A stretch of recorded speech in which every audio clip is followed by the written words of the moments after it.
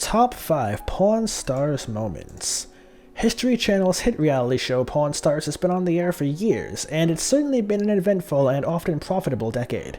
Shortly after the show's first beginning in 2009, it's garnered massive amounts of success, quickly becoming the channel's highest rating program in 2011. The gang fix up the old man's car. In one of the most iconic moments from the first season, Rick, Big Hoss, and Chum-Li all work together to pull a fast one on the old man. They arrange to have his beloved 1966 Chrysler Imperial towed from the Gold and Silver's back lot to be given a full restoration. There's a twist. They do so in secret. So when the old man comes into the store asking where his car is, Rick tells his father that they finally sold the old thing. Corey chimes in with some supporting details saying they sold it for $1,000. After the old man threatens to unleash the wrath of God, Chum-Li goes even further, informing the old man that this fictional buyer was planning on turning the rare classic into a lowrider with hydraulics and a cheetah skin interior. The old man storms off after cursing his own son and grandson. A few weeks later, though, the car is finished, and Rick brings the old man to the back of the lot to reveal the gift for his 50th wedding anniversary. The old man loves his newly restored car and even calls it a work of art. Watching the old man go from furious to ecstatic makes this one of the best moments on the show's entire run. It's a scene that reminds audiences that the Gold and Silver is run by a family, and includes them in this momentous milestone.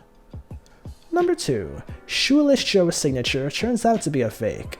Certain pieces of vintage sports memorabilia are extremely rare and highly collectible. This fact was certainly on Rick's mind in the 6th season episode Say It Ain't So, when a customer came into the store with a book signed by baseball player Shoeless Joe Jackson.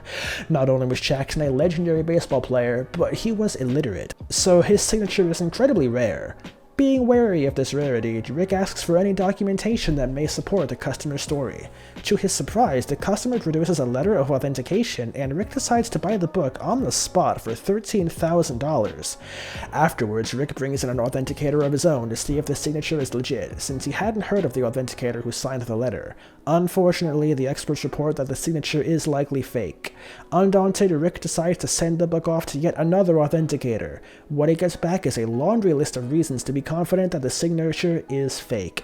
Upon hearing the news, Rick is roundly criticized by the old man, Corey, and even Chum-Li for hastily spending over $10,000 on the worthless book. Number 3. A rapper tries to sell a potato for $100,000. Anybody familiar with Pawn Stars knows that each episode follows a very similar formula.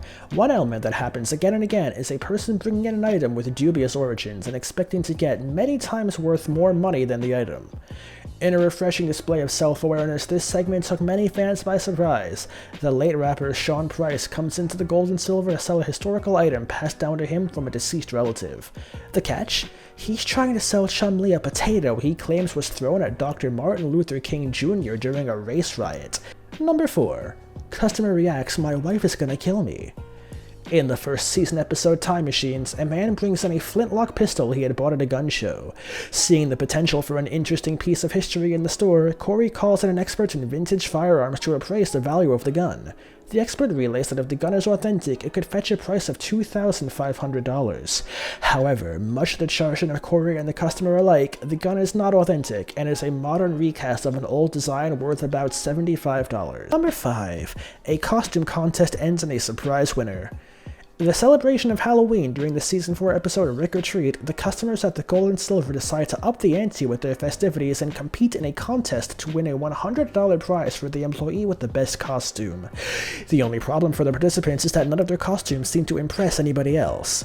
Corey does the bare minimum, putting a novelty headband on that makes him look like someone stabbed him through the skull with a knife. No one can guess that Rick dressed up as Dr. Evil from the Austin Powers film. Chum-Li is dressed up as the teen heartthrob Justin Bieber, but has a bit of trouble trying to correct the old man who mistakenly hears that Chum-Li is a beaver. This brings us to the end of our video. I hope you enjoyed. If you did, let us know by leaving a like and a comment, and subscribe so that you never miss any of our videos. With that, we'll see you in the next one.